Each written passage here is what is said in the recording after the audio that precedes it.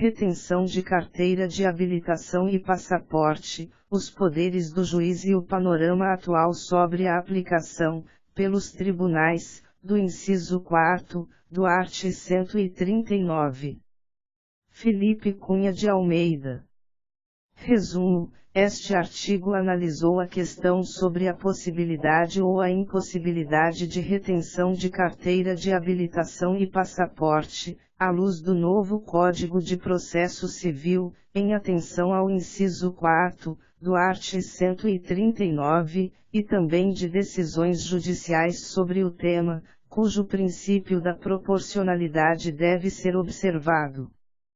Palavras-chave: Código de Processo Civil, art. 139, inciso 4, carteira de habilitação e passaporte, retenção, proporcionalidade.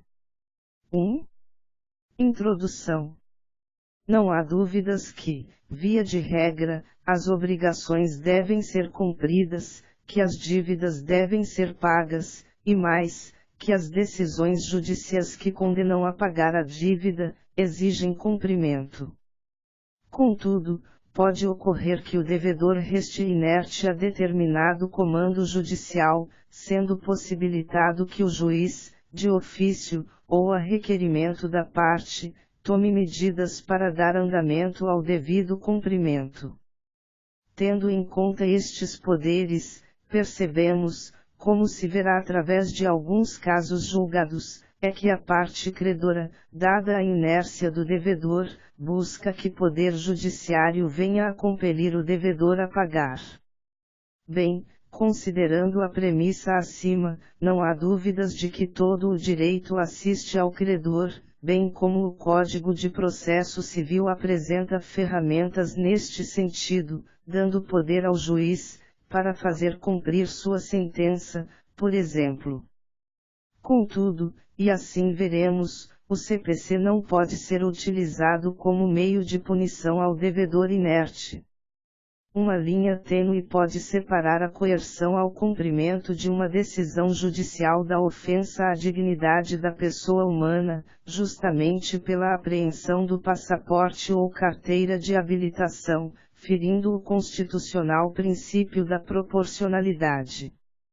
Punição ou cumprimento das decisões, através da sistemática do inciso 4, do art. 139, do novo Código de Processo Civil.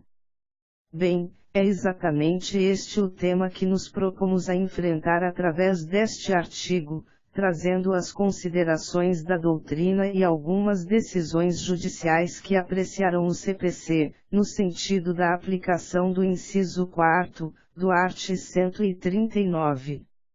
2. Novo Código de Processo Civil e interpretação conforme a Constituição Federal. São breves as linhas a seguir acerca da vinculação do processo civil à Constituição Federal. Breves, mas importantíssimas, afinal, entendemos que o processo civil deve ser instrumento de realização de justiça. E realizar a justiça é privilegiar também o princípio da dignidade da pessoa humana, compondo, em relação ao objeto deste artigo, os interesses de credor e devedor, ou seja, sem exposição demasiada, sem penalidades, mas, por outro lado, fazendo cumprir as decisões judiciais.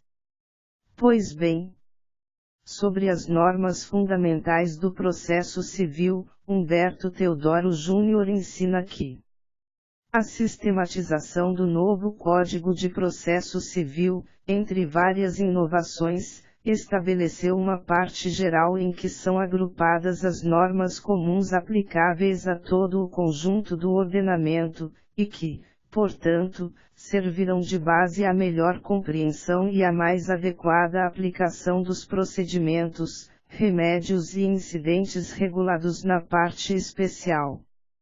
Nessa parte geral, o destaque maior, sem dúvidas, situa-se no enunciado das normas fundamentais do processo civil, com que o legislador, em última análise, objetivou estruturar o processo justo como instrumento de realização da garantia de acesso à justiça, segundo os direitos fundamentais aplicáveis à tutela jurisdicional prestada pelo moderno Estado democrático de direito.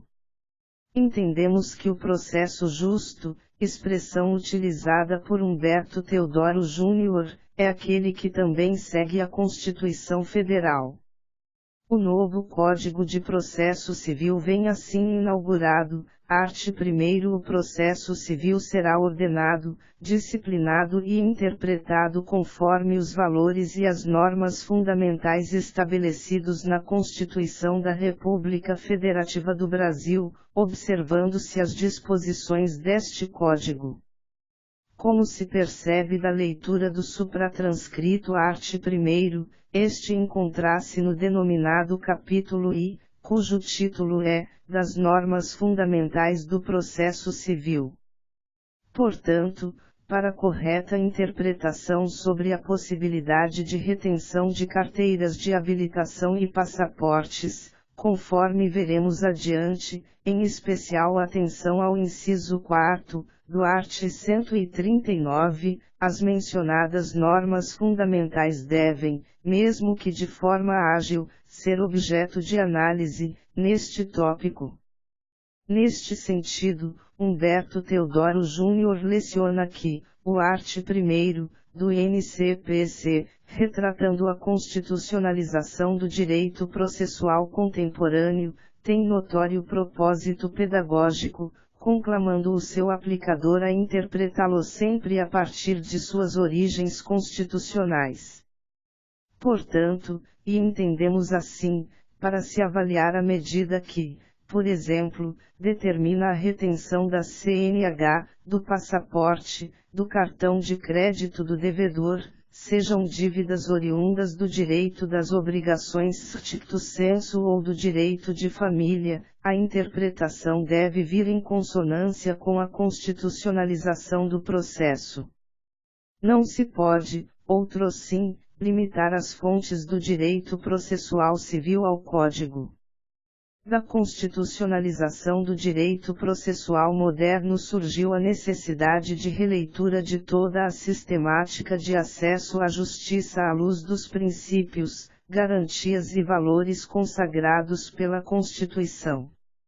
A fonte imediata do processo civil não é mais apenas o Código, é, antes de tudo, a própria Constituição, em que se acham enunciados, como direitos fundamentais, os princípios sobre os quais se ergue o processo de atuação da jurisdição civil.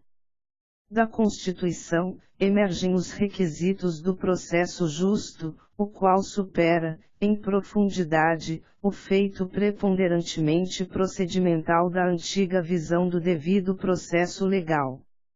Deixa esse moderno processo tipificado pelo novo constitucionalismo, construído pelo Estado democrático de direito, de ser tratado como simples instrumento técnico de aplicação da lei para tornar-se um sistema constitucional de tutela de direitos, sempre que lesados ou ameaçados, cf. art. 5º, XXXV.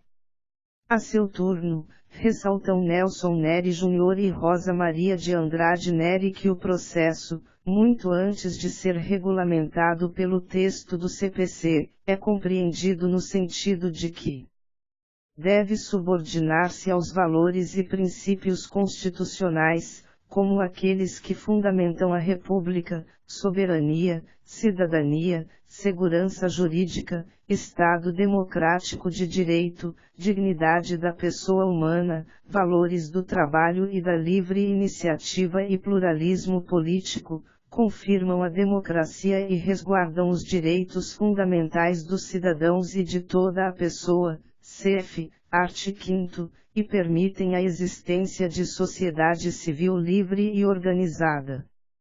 Isto porque, sendo a CF a ordem fundamental que dá a direção do ordenamento jurídico, nada mais natural que o processo civil se submeta a todas as determinações dela emanadas, para cumprir o papel que lhe é próprio, de pacificação do espaço privado de vivência dos cidadãos, na República, pelo exercício legítimo do poder jurisdicional do Estado.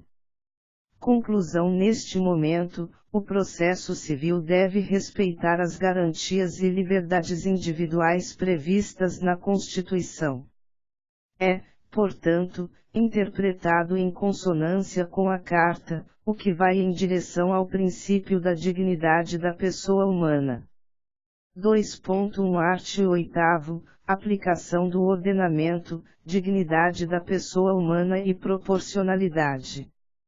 Percebemos, agora pela leitura do artigo 8º, do Código de Processo Civil, menção à dignidade da pessoa humana e ao princípio da proporcionalidade, art. 8º.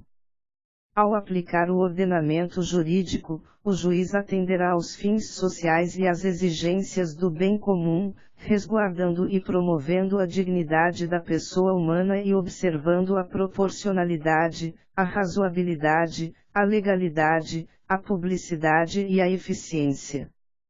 Não é por menos que Humberto Teodoro Júnior ressalta que ao aplicar o ordenamento jurídico, ao julgar a causa, o julgador deve resguardar e promover a dignidade da pessoa humana.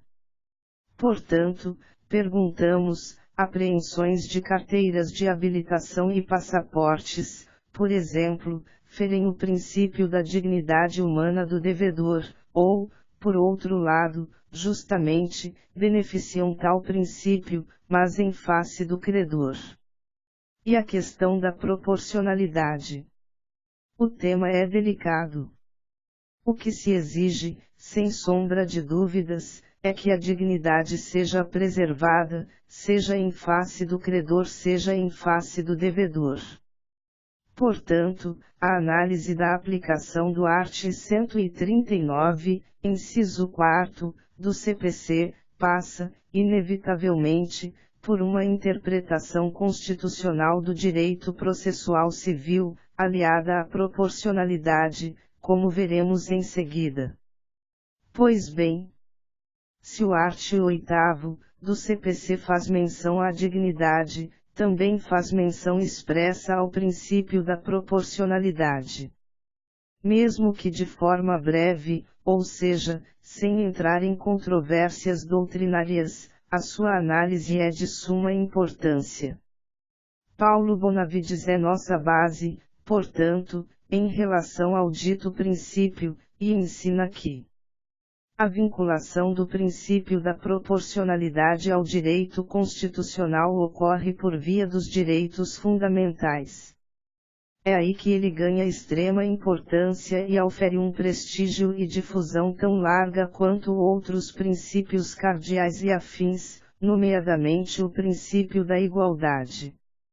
Debaixo de certos aspectos, a regra da proporcionalidade produz uma controvertida ascendência do juiz, executor da justiça material, sobre o legislador, sem chegar, todavia, a corroer ou abalar o princípio da separação de poderes.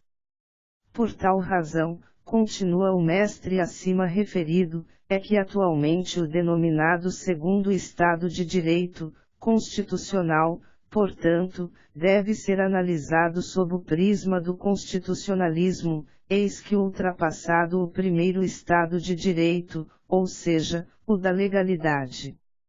Assim, o princípio da proporcionalidade, continua Paulo Bonavides, é vivo, elástico. Vem de encontro à proteção do cidadão, em especial contra os excessos praticados pelo Estado. É também escudo, defesa, relativo aos direitos e liberdades constitucionais. De tão importante que é o princípio da proporcionalidade, mesmo que não escrito expressamente, é o que denomina a doutrina de norma esparsa no texto constitucional. E mais. Mas é na qualidade de princípio constitucional ou princípio geral de direito, o princípio apto a acautelar do arbítrio do poder o cidadão e toda a sociedade, que se faz mister reconhecê-lo já implícito e, portanto, positivado em nosso direito constitucional. Sendo assim, conforme já demonstramos, um princípio geral de direito, o princípio da proporcionalidade não padece lesão sem que ocorra dano irreparável à natureza e integridade do sistema constitucional. A lesão ao princípio é indubitavelmente a mais grave das inconstitucionalidades, porque sem princípio não há ordem constitucional e sem ordem constitucional não há garantia para as liberdades, cujo exercício somente se faz possível fora do arbítrio e dos poderes absolutos. Portanto, as lições de Paulo Bonavides são de extrema importância para se contextualizar a atuação do magistrado, quando defere determinada medida para fazer valer cumprir sua decisão, a ser inserida no inciso 4º, do art. 139, do CPC. A proporcionalidade deverá ser considerada no caso concreto. 3.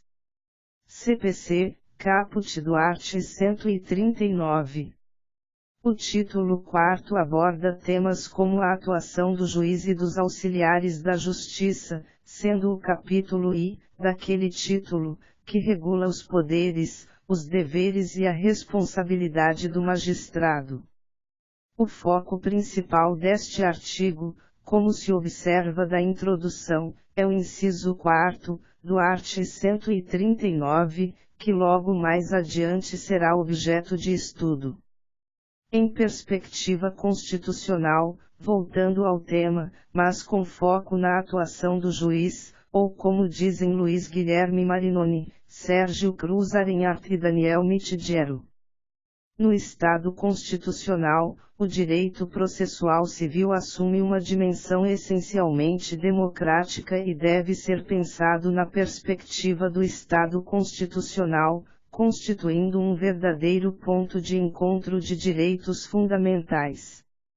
Ao juiz incumbe a direção do processo, dando-lhe impulso oficial, art. 2º, CPC, a fim de que se resolva com justiça o caso levado à apreciação jurisdicional. A direção do processo pelo juiz no Estado constitucional caracteriza-se por uma direção que se pauta pela condução paritária do processo e pela assimétrica decisão da causa. Vale dizer, o juiz está no mesmo nível das partes na condução da causa, tendo ele mesmo de observar o contraditório como regra de conduta, alocando-se uma posição acima das partes apenas quando impõe sua decisão. O juiz do processo civil contemporâneo é paritário no diálogo e assimétrico na decisão da causa. É um juiz que tem a sua atuação pautada pela regra da cooperação. A seu turno, Alexandre Freitas Câmara. Ao disciplinar os poderes, deveres e responsabilidade do juiz, o NCPC inicia por traçar um extenso rol de condutas que do magistrado se esperam, e que de algum modo mesclam tanto poderes quanto deveres ou responsabilidades. Essas condutas que a lei exige do magistrado são decorrência natural do princípio do impulso oficial, historicamente consagrado no sistema processual brasileiro, e agora previsto no art. 2º, do NCPC. Vale ressaltar, acerca do papel do juiz, as considerações de Alexandre Freitas Câmara, quando comenta a norma do art. 139. Diz o mestre. Estabelece o art. 139 que ao juiz cabe dirigir o processo.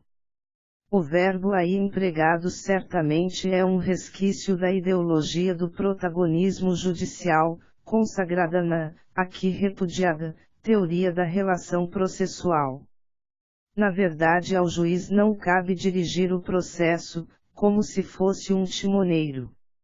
O juiz não é, e isto vem sendo dito insistentemente neste trabalho, o polo central do processo, em torno do qual orbitam os demais sujeitos. Na verdade, deve-se ver o processo como um fenômeno policêntrico. em que o juiz e as partes têm a mesma relevância e juntos constroem, com a necessária observância do princípio constitucional do contraditório, seu resultado. Passamos, no próximo tópico, à análise doutrinária do inciso 4º, do art. 139, do Código de Processo Civil, eis que guarda direta relação com a atuação do juiz, atuação estudada neste tópico. 3.1 art. 139, inciso 4º. Eis a dicção literal do inciso 4º, do art. 139, do novo Código de Processo Civil. Art. 139. O juiz dirigirá o processo conforme as disposições deste Código, incumbindo-lhe. 4ª, determinar todas as medidas indutivas, coercitivas, mandamentais ou subrogatórias necessárias para assegurar o cumprimento de ordem judicial, inclusive nas ações que tenham por objeto prestação pecuniária. Percebemos, pela leitura da regra acima transcrita, que dentre os poderes do juiz, existe previsão expressa no sentido de que aquele possa determinar certas medidas para que o comando judicial seja cumprido, efetivo. E é justamente nesta regra que a questão da apreensão da CNH e do passaporte, por exemplo, apresenta polêmica em sede de algumas decisões. Contudo, antes de se analisar decisões naquele sentido, que ocorrerá no próximo tópico, necessário se faz um estudo, pela doutrina, sobre o mencionado e estudado artigo do Código de Processo Civil. Neste sentido, inauguramos este subcapítulo com a doutrina de Teresa Arruda Alvim, acompanhada de autores de excelência. No inciso 4º, o legislador trouxe uma expressiva novidade, dentre as incumbências do juiz. Trata-se da possibilidade de que o magistrado determine medidas voltadas a assegurar que a ordem judicial seja efetivamente cumprida, inclusive nas ações que envolvam pagamento em dinheiro. A doutrina alerta, contudo, que, ao ler a regra do inciso 4º, do art. 139, parece que se atribuiu às ações condenatórias idêntico tratamento às ações executivas lato sensu. De modo que parece ocorrer uma tentativa de se converter todas as ações em mandamentais e executivas lato sensu, o que deve ser interpretado restritivamente, sob pena de deixar de fazer sentido o tratamento em separado das ações que versam à obtenção de prestação in natura. Contudo, estamos concentrando nossas atenções à utilização do inciso 4º, do art. 139, as questões que nosso próximo tópico passaremos a explorar, tendo em vista analisar a aplicação da mencionada norma, pelo STJ e por alguns tribunais do país. 3.2 Aplicação, pelos tribunais, retenção de CNH, passaporte e cartão de crédito. O Tribunal de Justiça do Rio Grande do Sul indeferiu pedido de apreensão de carteira de habilitação de devedor. Os fundamentos mencionarão, inclusive, a tentativa de punição, pelo credor, que é administradora de consórcios. Em que pese os argumentos trazidos pela agravante, entendo que não merece reforma a decisão. Com efeito, o artigo 139, inciso 4º, do CPC, dispõe que o juiz poderá determinar todas as medidas indutivas, coercitivas, mandamentais ou subrogatórias necessárias para assegurar o cumprimento de ordem judicial, inclusive nas ações que tenham por objeto prestação pecuniária. Tal regra jurídica deve ser analisada com base no princípio da proporcionalidade, ou seja, deve-se analisar se a medida coercitiva atípica buscada efetivamente assegura o adimplemento da obrigação. No caso, entendo que se afigura inadequada a suspensão da CNH do agravado, visto que inexiste qualquer indicativo de que tal determinação contribuirá para o cumprimento da obrigação, tratando-se de medida de cunho mais punitivo do que satisfatório.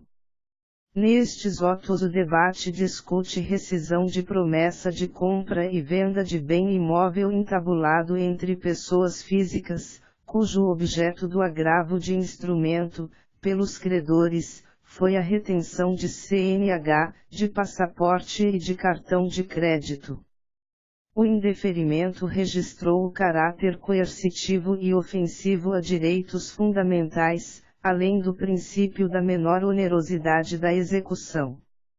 Os agravantes buscam a reforma da decisão monocrática que negou provimento ao agravo de instrumento interposto contra a decisão singular que manteve o indeferimento do pedido formulado perante o primeiro grau de jurisdição, onde os recorrentes postularam pela retenção da CNH, do passaporte e o bloqueio dos cartões de crédito e débito dos devedores, conforme permite o art. 139, inciso V, do CPC/15.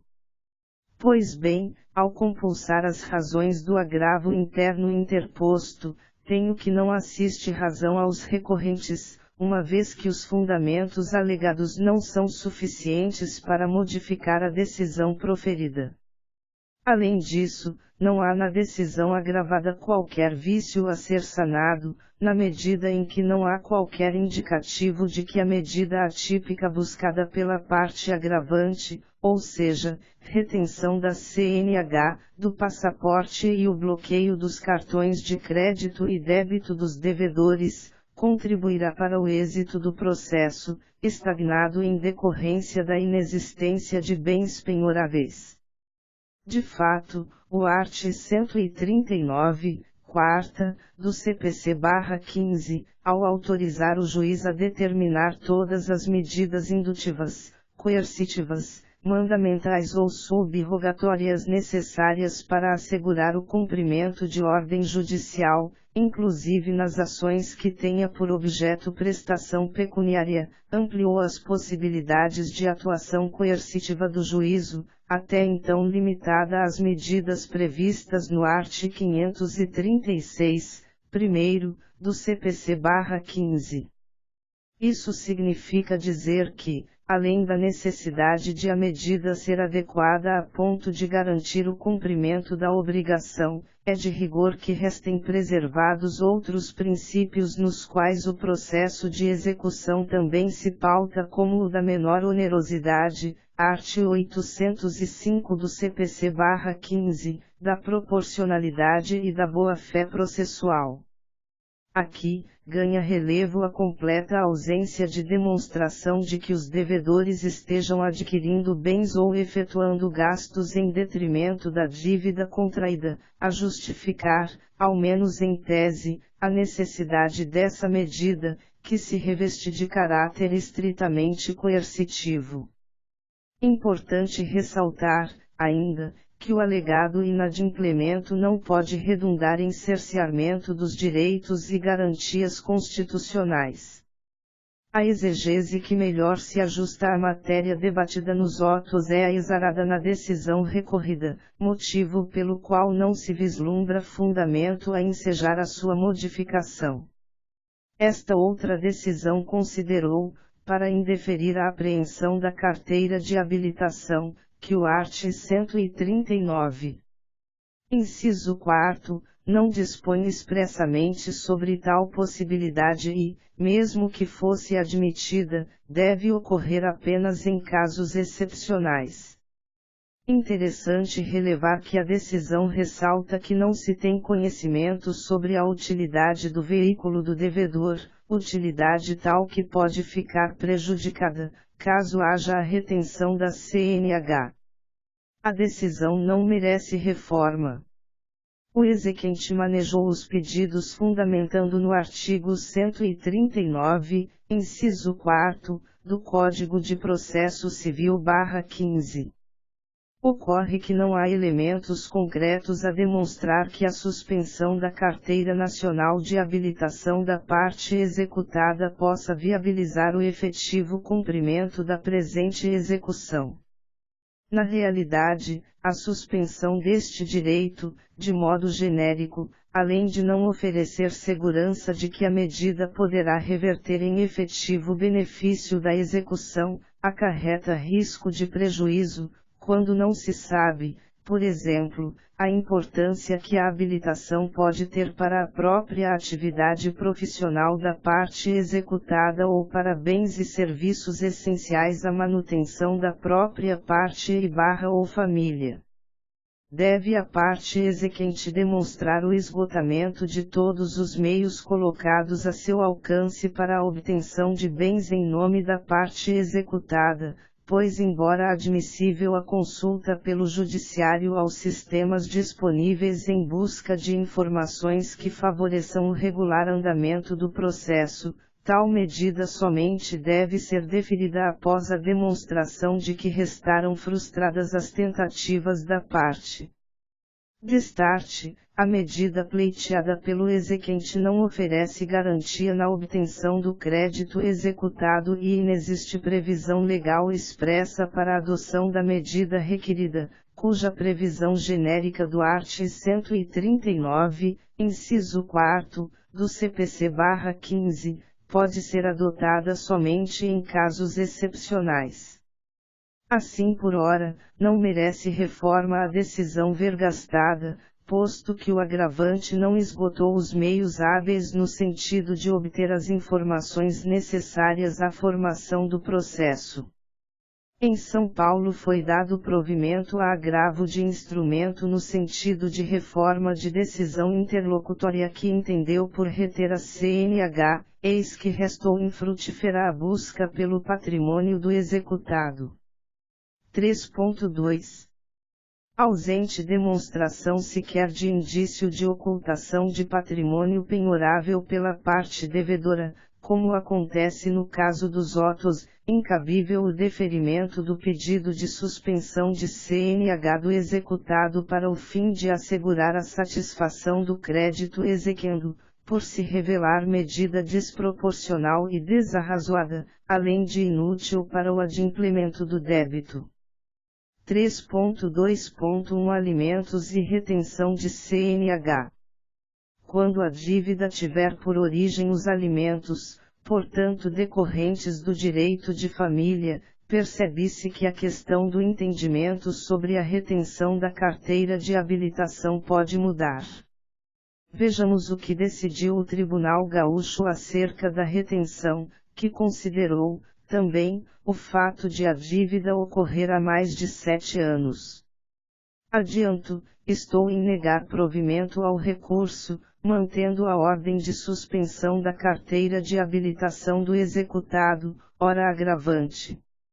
É bem verdade que as execuções devem observar o princípio da menor onerosidade, previsto no art. 805 do CPC, segundo o qual, quando por vários meios o exequente puder promover a execução, o juiz mandará que se faça pelo modo menos gravoso para o executado. Sobre as circunstâncias de fato no caso concreto, confira-se o teor do parecer do parquet nesta corte, da lavra do ilustre Procurador de Justiça, Dr. Luiz Cláudio Varela Coelho. Nos autos da ação de execução de alimentos pelo rito da coerção patrimonial promovida por menor representado pela genitora, em desfavor de folhas 14/16, o juízo de primeiro grau, ressaltando que, na presente execução de dívida alimentar de longa tramitação, diversas foram as diligências para a satisfação integral do crédito, todas inexitosas, e considerando ponderável a assertiva de que o requerido, autônomo, opera sua vida financeira em nome de terceiros, deferiu o pedido de suspensão da Carteira Nacional de Habilitação do executado, com fundamento no artigo 139, inciso 4º, do Código de Processo Civil, em razão do débito alimentar inadimplido, impedindo-o de dirigir até que sobrevenha nova decisão determinando o levantamento da restrição, que está condicionada ao pagamento da dívida ou extinção do feito. As peculiaridades do caso em apreço indicam o acerto da decisão atacada, considerando que se trata de execução de alimentos devidos a menor de idade, desde o ano de 2011, folhas 17/18, em que o descaso do alimentante é flagrante, sendo certo que as tentativas de satisfação do débito alimentar pelos meios tradicionais revelaram-se inexitosas. Nesse contexto, é plausível a aplicação das disposições do art. 139, inciso 4º, do CPC, que asseguram ao julgador medidas necessárias para o cumprimento de ordem judicial e, por conseguinte, para a satisfação do crédito. Neste outro debate, além da retenção da CNH, houve também o decreto de prisão civil, em decorrência de dívida alimentar. 3.2.3 STJ e a retenção. O entendimento do STJ, por ser a mais alta corte e por dar interpretação à legislação infraconstitucional, também deve ser trazido. De início, neste caso, foi utilizada a via do habeas corpus para combater decisão acerca de retenção de CNH. Contudo, a Corte considerou via inadequada para tanto, não conhecendo da súplica, justamente pela mencionada retenção não configurar ameaça ou lesão ao direito de ir e vir. Já neste outro habeas corpus, além da retenção da CNH, o juiz condicionou ao devedor, para sair do país, prestação de garantia. O Superior Tribunal de Justiça, também instado a apreciar sobre as medidas trazidas pelo inciso 4º, do art. 139, do CPC, como estamos analisando neste artigo, ressaltou que a súmula número 07 veda tal possibilidade. 4. Conclusão. As decisões judiciais devem ser cumpridas, devem ser respeitadas, e disso não temos dúvidas, reafirmando agora o que dissemos na introdução deste artigo. Contudo, muitas vezes, a medida pode não parecer adequada para alcançar o fim principal, ou seja, o pagamento da dívida estabelecido em sentença, e daí vir a ofender o princípio constitucional da proporcionalidade. Dependendo do caso, uma linha tênue pode separar determinada decisão que apreende a CNH ou o passaporte, da ofensa à dignidade da pessoa humana. Mas um sinal pode ser dado ao devedor, em especial, vimos que, para algumas hipóteses de dívida alimentar, a aplicação do art. 139, inciso 4º, é mais forte.